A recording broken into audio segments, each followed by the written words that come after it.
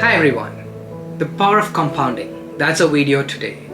I've explained the power of compounding with three great stories that I have read and I've heard from other great investors, and some of the books that I've read like Joys of Compounding, Munish Babrai's video, Warren Buffett's videos. Whatever I've learned, what I've tried to do is create a video simulation, like a storytelling of three scenarios on to understand the power of compounding. You know why? Because compounding is too complex to understand or to perceive, to comprehend for people, because everything in life is compounding, whether it is daily reading, daily exercise compounded over long periods of time, investments, discipline, whatever it takes, it's all compounding in life. After some stage, at some inflection point, it starts compounding. And the famous book Atomic Habits, written by James Clear, is predicated on the concept of compounding. So without wasting much time, take a look at these three stories if you can understand the power of compounding. The first story I have heard about is, the king, chessboard, and rice. Very interesting story if you haven't heard. The story harkens back to an old era when an Indian king was presented a chessboard made by an inventor.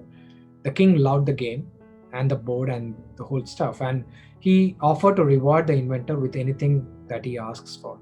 And he called the treasurer and said, like, look, give this inventor whatever he is asking for. And then the inventor in return said to the king that I want few grains of rice placed on the chessboard in the manner I asked for. And the king was surprised by such a small ask, and he said, okay, told the treasurer, ordered the treasurer to honor the commitment and give whatever rice he is asking for in a particular format.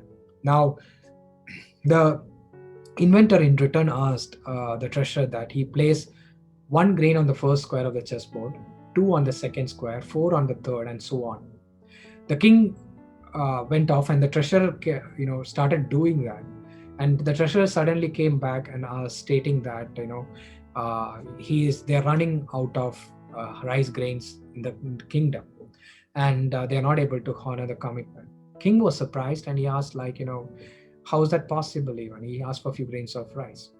Now here is the answer for the mathematical formulae, right? If you place the square one grain of rice on the chessboard, first square, two on the second, four on the third, and continue to do that, mathematically you have shown that on the left side of the board, it's 1, 2, 4, 8, 16, 32, doubles every square, and there are totally 128 squares, right? And if you reach the 64th square, in a row there are 8 squares, and so the fourth row, last square, that is 64th square, by the time it reaches, the formula to calculate the value actually is 2 to the power of n minus 1, I think, mathematically. So here it's 2 to the power of 64 minus 1. Now 2 to the power of 64 is actually mathematically almost 18 quintillion or 210 billion tons of grains of rice on the board. That is 2 to the power 64 value translates to the amount of rice, and which will surpass the total grains of rice in the world according to the story. Now that is just half the way through, and that's why king couldn't honor the commitment. So that is the power of compounding, right? Now the second story I want to bring up here is how many times would you have to fold the paper, thin paper, onto itself to reach the moon? A thin paper, right? To reach the moon. Now here is a stunning fact. Do you know it only takes 42 foldings of that paper to get from Earth to moon? Now how to arrive at that? Whenever you have a doubling problem like this, formulate to arrive the final answer is 2 to the power of n minus 1, where n is the number of doubles, right? In this example, according to the calculations, a standard sheet of paper is about 0.1 millimeter thick. So for 42 folds would give us 0.1 to the 0.1 times 2 to the power of 42. That is 42 times it is folding. I can leave the minus 1 part. So it's 0.1 times 2 to the power 42 approximately. It's around 439,804 kilometers to be precise. And it's bigger, or it's longer than that. So much kilometers, that distance is longer than the distance between Earth and the moon. So that is a power of compounding, right? On the 42nd fold, it is going beyond the distance, so much of the kilometers. So for 0.1 millimeter paper. So one more double, apparently, this is what the scientists have revealed. One more double can take you back from moon to the Earth which indicates that compounding is an extremely backloaded phenomenon. So the next fold could take the entire same distance because it's doubling, right? The same distance gets doubled in the next fold. So it's a highly back-ended phenomenon. The third story I've heard is about magic pennies. There was supposed to be a genie who came and asked a person, like, would you rather have a penny today that doubled every day for a month, or today itself you will get $1 million? Do you want a $1 million today, or do you want one penny every day for the next 30 days? And that, but it doubles. It's like the chessboard story. The first day you get a penny, second you get a second two pennies, etc., right? So most of us would choose, who doesn't understand compounding, would choose 1 million today, right? Now the results of pennies doubling are astonishing again. Applying the same formula of 2 to the power n minus 1, doubling pennies will yield over 30 days, that is 1 month period, 2 to the power 30 minus 1, which is uh, 1 billion pennies, which is equivalent to more than $5 million, apparently. So that is the calculation, and it's more than 5 times more than $1 million.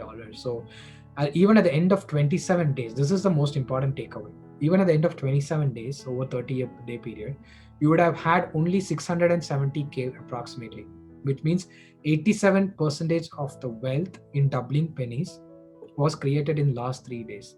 This is what compounding is all about, as we saw in all the examples, right? The last 3 days creates 87% of the wealth in doubling penny story. One more fold could have brought the entire distance covered over 42 folds, right?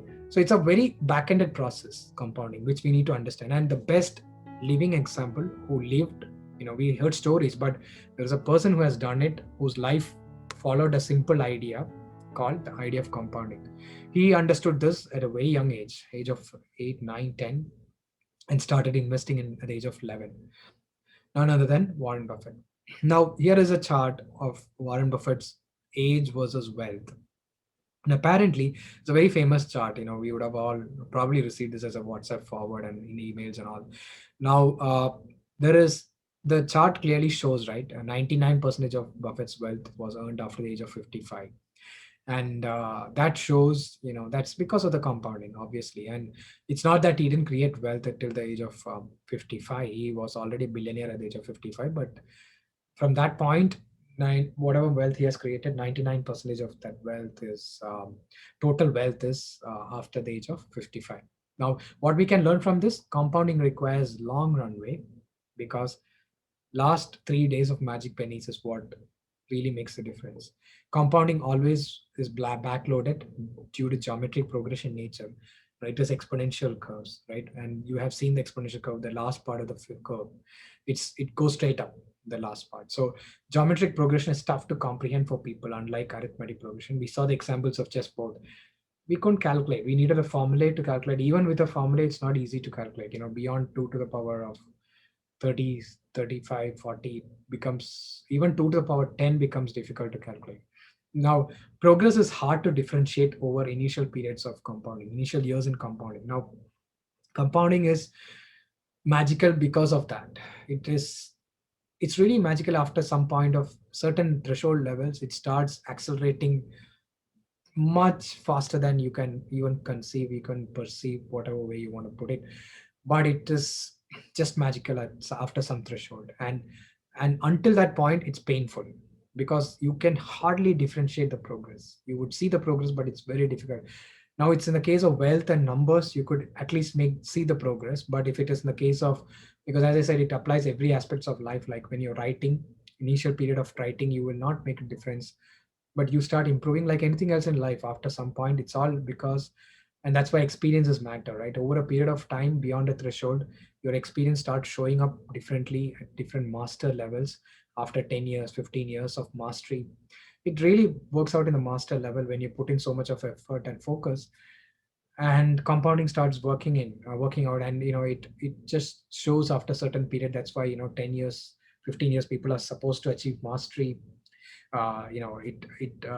People does things which looks magical, but most of us don't understand that there is at least a decade or 2 decades of effort that is behind that magical period what you're seeing in terms of whichever field you take, whether it's sports or whether it's music, or some people it starts in very young age, like in teens they do the magic of their expertise and arts and their craft in their 30s, 20s and 30s. Some people does it in their 40s and 50s. But whichever field you choose, Buffett chose investing, which is a long journey, and his magic was shown after the age of 55, that 99% of wealth was created. And so it is a very powerful concept that applies in every aspect of life. If we understand the magic of compounding, we really understand the magic of success in life.